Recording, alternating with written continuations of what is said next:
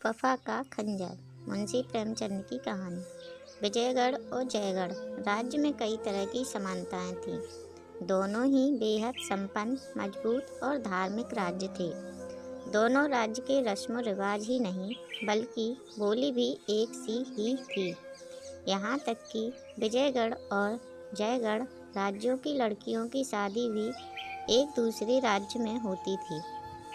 अंतर की बात करें तो यही नहीं कि जयगढ़ की कविताएं विजयगढ़ वालों को पसंद नहीं आती थीं और विजयगढ़ वालों का शास्त्र जयगढ़ वालों के लिए धर्म के समान था।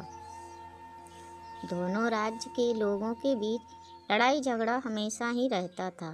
इन राज्यों में से किसी में भी तरक्की से जुड़ा कोई कार्य होता तो दूसरा राज्य वाला यह समझता था कि उससे उनका नुकसान होगा। ऐसा नहीं है कि इन तरक्की के कार्यों से सिर्फ कम पढ़े लिखे लोगों को ही परेशानी होती थी, बल्कि बुद्धिमान लोग भी सिर्फ आपसी ईर्ष्या की वजह से उसे खराब ही करते थे। विजयगढ़ की एक छोटी सी बात थी, जयगढ़ वालों के लिए बहुत बड़ी होती थी। उनके मन में होता था कि इसका बदला हम विजयगढ़ वालों से लेंगे। ठीक ऐसा ही जयगढ़ वालों के साथ भी था। दोनों राज्य इसी कोशिश में रहते थे कि कुछ ऐसा करें कि सामने वाले का अस्तित्व ही खत्म हो जाए। नियम और व्यवस्था से जुड़ी चीज़ें तो जैसे आग की तरह फैलती थीं। अखबार हो या लोगों का मन, हर जगह यही आवाज़ आती कि विजयगढ़ वालों की शिक्षा और अन्य नियम कानून जयगढ़ राज्य के लिए खराब है, उन्हें इसका मुंहतोड़ जवाब देना होगा। उधर विजयगढ़ वाले सोचते कि जयगढ़ वालों ने उनके नए कानून के बारे में अखबार में कुछ छापने नहीं दिया है। वो सबका मुंह बंद करना चाहते हैं। वो यहाँ के सारे मामलों को दबाना चाहते हैं। वो हथियार तैयार करके हमें ख़त्म करना चाहते हैं। ऐसे में हमारा भी फ़र्ज़ है कि हम उन्हें बताएं कि भगवान जिनके साथ होता है उनका कोई कुछ बिगाड़ नहीं सकता है। जयगढ़ में कई सारे हुनरमंद लोग थे। इन्हीं में से एक नाम था सीरी बाई का। उनकी खूबसूरती के चर्चे चारों तरफ थे। वो जयगढ़ में लोगों को अपनी कला का कायल करके विजयगढ़ की ओर बढ़ गईं। उनके विजयगढ़ पहुंचते ही वहां के लोग जयगढ़ से दुश्मनी जैसे भूल ही गए थे। विजयगढ़ के थिएटर, नृत्यशाला और बाजार जैसे खाली हो चुके थे। सीरी बाई की कला के लोग इतने दीवाने हो गए कि हर कोई उनके ही ठिकाने की ओर ही दौड़ते थे। सभी लोगों के इस तरह के रवैये की वजह से विजयगढ़ के लोग अपना पैसा ही उस पर बर्बाद नहीं करते थे, बल्कि अपने राज्य को भी बर्बादी की ओर ले जा रहे थे। मनोरंजन का लोगों के लिए केंद्र बन चुकी सीरी बाई को लेकर जयगढ़ के मंत्रियों, पुरोहितों और अन्य सम्मानित लोगों ने यह राय बनवाई कि इस नाचने वाली महिला को देश छोड़ने के लिए कहा जाए। विचार करने के बाद सीरी बाई के नाम यह शाही फरमान पहुंचा, जिसमें लिखा था कि आपके यहाँ होने से अप्रिय घटनाएं होने की आशंका है। ऐसे में शाही फरमान है कि आप इस देश को छोड़कर चली जाएं।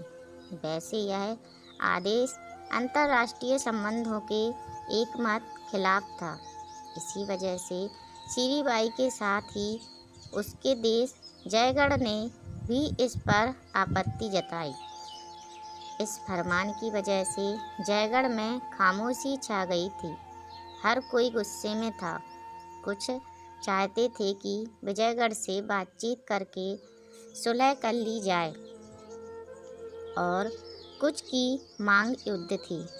फरमान आए हुए लगभग एक दिन हो चुका था। लोगों की तरफ से आवाज़ आने लगी, युद्ध युद्ध। यह सब सुनने के बाद युद्ध मंत्री सायाद अस्करी ने कहा कि अब तो लोगों ने भी बता दिया है कि वो क्या चाहते हैं। अब लड़ाई का ऐलान करने में देर कैसी। इस पर एक सेठ ने कहा कि क्या सारे लोग लड़ने के लिए तैयार होंगे। युद्ध मंत्री ने कहा कि शायद बहुत ज़्यादा तैयार। सेठ ने पूछा कि क्या आपको यकीन है कि फतह मिलेगी। अस्करी ने जवाब दिया, हाँ बिल्कुल यकीन है।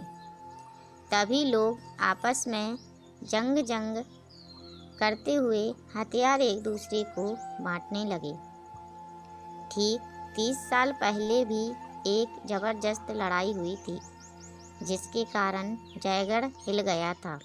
युद्ध में कई सारे खानदान तबाह हो गए थे।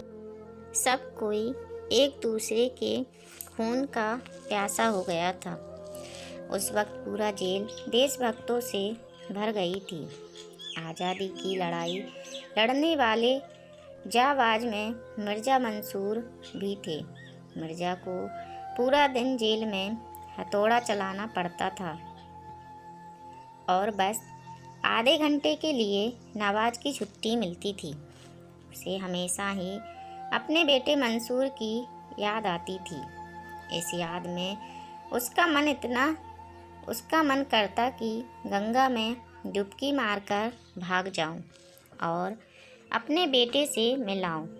एक दिन यह इच्छा इतनी प्रबल हुई कि वो सही में गंगा में कूद गया। रात भर वो गंगा में गोते लगाता रहा। किसी तरह सुबह वह किनारे तो पहुंचा, लेकिन उसके शरीर में बिल्कुल जान नहीं बची थी। सांसें चल रही थीं, लेकिन हालात अधमरी जैसी थी। किसी तरह हिम्मत करके वो आगे बढ़ा और अपने बेटे अस्करी से मिलने के लिए पहुंच गया। फिर 3 दिन बाद मंसूर अपने बेटे अस्करी को अपने गोद में लिए हुए विजयगढ़ पहुंच गया। अपनी हुलिया और पहचान बदलकर मंसूर ने मिर्ज़ा जलाल नाम रख लिया। शरीर इतना हट्टा कट्टा था कि उसे सिपाही बना लिया गया और होते होते वो पहाड़ी किले का सूबेदार बन गया। भले ही वो जयगढ़ को पीछे छोड़ आया था, लेकिन देशभक्ति उसके दिल में कूट कूट कर भरी हुई थी। वो हमेशा अपने बेटे अस्करी को जयगढ़ दिखाकर कहता था कि वो तुम्हारा वतन है, वहीं के तुम हो। जब भी तुम्हें मौका मिले अपने देश की सेवा करने से पीछे मत हटना। पिता की इन सभी बातों से अस्करी के दिल में बड़ा प्रभाव पड़ता था। वो भी बड़ा होकर बहुत बड़ा देशभक्त बना। वो सीधे विजयगढ़ से जयगढ़ गया और फौज में भर्ती हो गया और कुछ ही समय में अपने युद्ध कौशल से युद्ध मंत्री बन गया था। का मुकाबला एक दूसरे से मंदौर से करीब 5 मील की दूरी पर हो रहा था। लड़ाई में विजयगढ़ के पास तोप की ताकत ज़्यादा थी, तो जयगढ़ के पास पराक्रमी सैनिक थे। होते होते लड़ाई 1 महीने तक चली। इस दौरान सब कुछ शमशान सा बन गया, लेकिन दोनों देश के बीच युद्ध रुक नहीं रहा था। फिर ऐसा समय आया कि विजयगढ़ पूरी तरह से जयगढ़ पर भारी पड़ने लगा। हर बार जयगढ़ को हार का मुँह देखना पड़ रहा था। अस्करी को पूरा जयगढ़ कोस रहा था कि इसकी वजह से युद्ध शुरू हुआ और सारे लोग तितर बितर हो गए। ऐसे हाल में अस्करी को सूझा कि मेरे पिता जिस किले की रखवाली करते हैं वो विजयगढ़ से अलग हो जाए तो आसानी से इसे हराया जा सकता है। उसने पिता को खत लिखकर कहा कि अब आप ही मेरी मदद कर सकते हैं। आपको अपने वतन का वास्ता है। आपको जयगढ़ को जिताने के लिए उस किले पर जीत हासिल करने में हमारी मदद करनी होगी। यह खत पढ़ते ही अस्करी के पिता मिर्जा जलाल किले पर बैठे बैठे सोचने लगे कि आखिर मेरे बेटे की हिम्मत कैसे हुई मुझे ऐसा खत लिखने की। मैं भले ही अपने वतन से बेहद प्यार करता हूँ, लेकिन विजयगढ़ ने मुझे मुसीबत के समय सहारा दिया है। मैं इसके साथ गद्दारी कैसे करूं? ऐसा करके ऊपर वाले को क्या मुँह दिखाऊंगा? वहाँ मेरे कर्म को भोगने के लिए बेटा या कोई दूसरा थोड़ी आएगा। जो भी करूँगा मैं उसे खुद ही भोगना पड़ेगा। तभी मन में हुआ कि बेटा का मोह भी कैसे छोड़ दूँ। तब तक शाम ढल गई थी और जयगढ़ में विजयगढ़ की अफसर की वर्दी पहना एक इंसान अस्करी के टेंट से बाहर निकला। फिर वो विजयगढ़ के घायलों की लाइन में जाकर जमीन पर तुरंत लेट गया। जैसे जैसे रात हुई, जयगढ़ वालों ने विजयगढ़ के किले पर हमला कर दिया। इस अंधेरे में गोला बारूद उन्होंने चला दिए।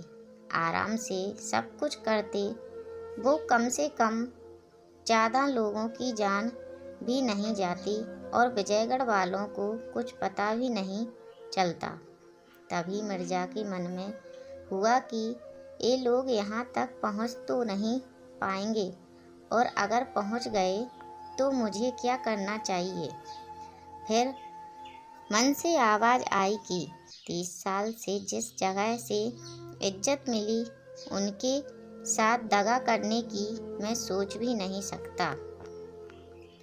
बस तो क्या करना है वो तो तय ही है। फिर अंदर से आवाज़ आई, क्या दगा करना हमेशा गुनाह होता है। अपने वतन के दुश्मनों से दगा करना गलत होगा क्या। तभी आसमान की तरफ से शोर होने लगा। शायद हवाई जहाज का शोर था। जयगढ़ वाले जीतते हुए नजर आ रहे थे। वो तेजी से किले की तरफ बढ़ रहे थे। मिर्जा के मन में हुआ कि ऐसा करना उनकी गलती है। किले का दरवाज़ा काफ़ी मजबूत है। किले के पास पहुंचते ही वहां से बंदूकें चलेंगी, जिनके आगे 1 घंटे भी टिक पाना मुश्किल होगा। मिर्जा ने सोचा कि इतने सारे लोगों की जान क्या मैं जाने दूं? यह सिर्फ लोगों की जान जाने से भी ज़्यादा खतरनाक है। जयगढ़ की पूरी सेना यही खत्म हो गई तो जयगढ़ की तबाही होना निश्चित है। ऐसा ही चला तो विजयगढ़ कल तक जयगढ़ पर जीत हासिल कर लेगा और मेरे देश की माँ बहनों की जिंदगी भी खतरे में आ जाएगी। क्या अपने मजहब और लोगों को विजयगढ़ का इस तरफ से निशाना बनने के लिए छोड़ दूं? उफ, ये जहरीली गैस किले के अंदर से कैसे आ रही है? क्या किसी जयगढ़ वाले ने कुछ किया होगा? ओह, यह तो यहाँ से सैनिक भेजने जा रहे हैं और किले की छत पर तोपों को चढ़ाया जा रहा है। अब जयगढ़ वाले किले के पास पहुंच गए। विजयगढ़ में होने वाली जयगढ़ियों की दुर्दशा को अब कोई नहीं रोक सकता। काश मैं कुछ कर सकता। मुझसे कोई जबरदस्ती किले की चाबी छीन लेता, कोई मुझे मार डालता। मैं अपने वतन का नाश होते कैसे देख पाऊंगा।